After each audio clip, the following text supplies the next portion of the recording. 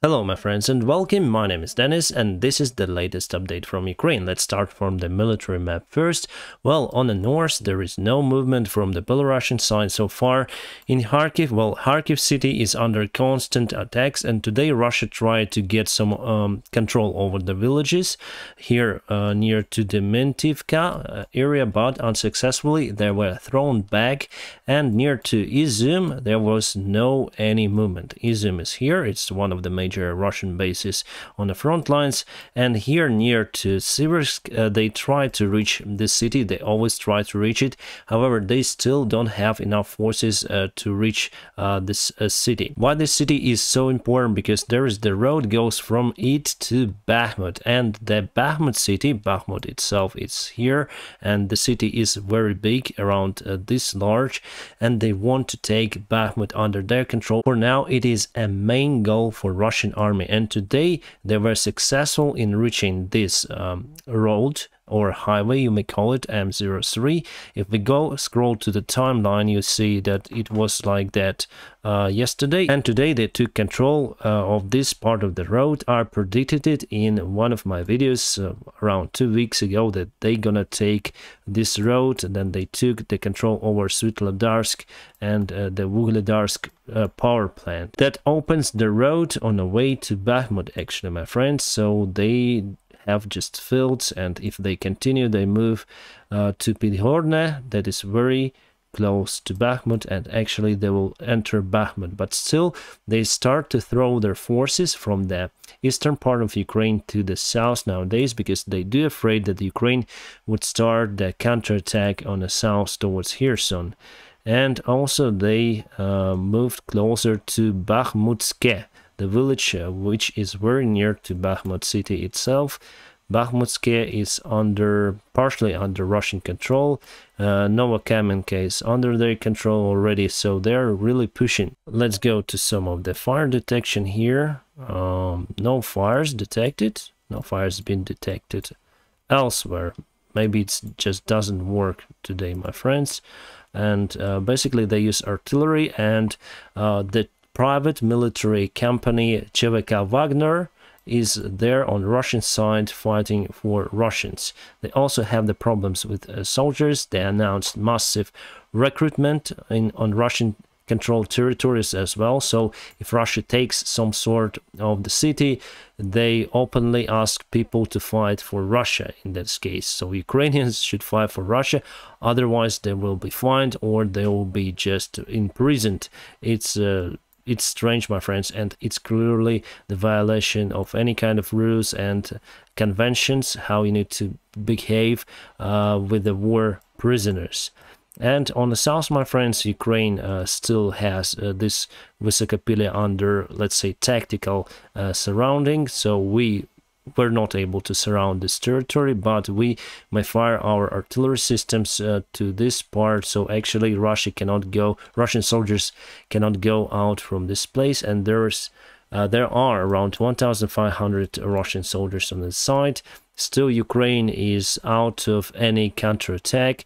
Russia sent all of their forces here, and it appeared that they were not able to build the pontoon bridge near to Antonovsky bridge that was severely damaged and cannot be longer used. So they put the ferry there. So there is no any pontoon bridge. However, they now send the pontoon bridge engineering equipment. It's coming from Berdansk, so they deliver to Berdansk. Berdansk is over here. So they deliver those engineering equipment, I think from Crimea or from Russian ports to Berdansk, and now it's on its way to reach Antonovka village over here, and they're gonna start to build the bridge. How they're gonna reach it? Basically using this dam over here. So they're gonna cross the Dnieper river over here, continue movement, and near to Davydov they were able to build pontoon bridge. They're gonna move across this point. Oh, sorry, have some of the mosquitoes, and then they're gonna reach Antonsky Bridge and put it in parallel. Russians tried to build the pontoon bridge before, but it was not successful attempt. That bridge wasn't used for the heavy armored vehicles and for the tanks and for the lorries, because the current there is very strong. So they're gonna put a new kind of engineering equipment to build new pontoon bridge that can withstand heavy loads, let's say. And they already sent all of the forces in this region, and now sending fuel, sending shells, etc. And there was information that Russians themselves destroyed their own supply train. So there is the railroad across the dam. The train was moving here across this dam over here, and on its way to somewhere to this area. We don't know where it was moving and heading towards, but Russians decided to hide this train, and they opened the special smoke generators. Those generators were very close to ammunitions, and the train just exploded with all ammunition. So they just afraid of being attacked by the HIMARS mostly, but destroyed their train themselves. Very interesting, my friends. As for Crimea, everything is standstill after the Sevastopol military command drone attack. The drone was launched from the Crimea itself, so it's not a Ukrainian attempt to attack Sevastopol, definitely. In general, about the south, the situation there is getting hotter and hotter day by day. There are no severe attacks by Russian forces. There are no counterattack by Ukrainian forces. However, we have the date 5th of August, very soon, and we have the prediction that on that particular date there's going to be attempt for the Russian attack of Ukrainian soil. They're going to move to Kryvyi Rih and Mykolaiv. They're going to try to do it, but still they don't have enough forces really to reach those cities. So we still have a lot of the defense lines and soldiers around there to protect our land. So I don't think it will be successful operation from the Russian side. And also the situation on the east is far to be calm, and I have my mate. He is the airline pilot. He used to be the first officer for SkyUp Airlines, and recently he got injured.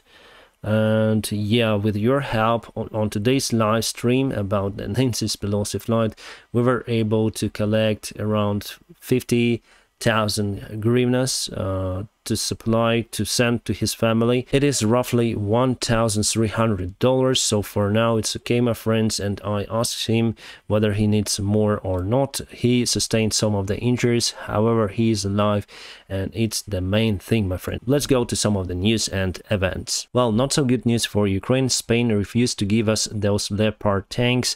According to the information coming from their Ministry of Defense, the Minister of Defense Margarita Roberts said that those vehicles are not in a good state. So firstly they need to be like repaired, fixed, and after that they may give them to us. And obviously news number one for today is the Nancy Pelosi's visit to Taiwan. My friends, I was streaming this event on this channel. It was a fantastic one. You may check it out once again. 4 hours. My throat is in a pain right now because I was talking too much, and as airline pilot I told many of the things that you may not know about the aviation perspective, let's say, and I was streaming on Flight Radar 24 website as well. So just check it out, my friends. If you didn't see it, support me there as well. So Nancy Pelosi went to Taiwan. She's gonna be there until tomorrow. Tomorrow she's leaving home. However, China now say that they're gonna perform the military drills all around Taiwan. So here they go with the video of the military drills running somewhere. Wow, very bravely. But honestly, my friends, as some of you say, China is just a paper tiger. They have lots of military, but you know, they told that it's the final warning for Nancy Pelosi. She will never visit Taiwan, but actually she went there, and it clearly shows that United States still have lots of power in the world, and they can do what they decide to do, what is good for their allies, and Taiwan is the close ally of United States of America. There are the areas of the possible Chinese drills that they would like to conduct, showing that they probably may surround the island and basically block it. But obviously there are also some of the other forces that would not allow China to do that stuff. So basically, my friends, we have all of the media resources tuned on that topic. That is why probably don't have lots of news coming about Ukraine, even for Ukrainian Telegram channels. This is the Ukrainian statistics. So we have 41,170 Russian soldiers that found their rest in peace here on Ukrainian land, and almost more than 4,000 armored vehicles been destroyed, and many of the Russian tanks. Is just crazy. My friends, I'm gonna keep you updated on situation here in Ukraine, and if you like what I do, press the like, please. And also there are so many ways how you can support my channel financially. You may support my channel on Patreon, PayPal, or Donatello. All of the links I put in the video description just below. Thank you very much for your support, and I wish you a peaceful sky wherever you are. Have a great time, my friend.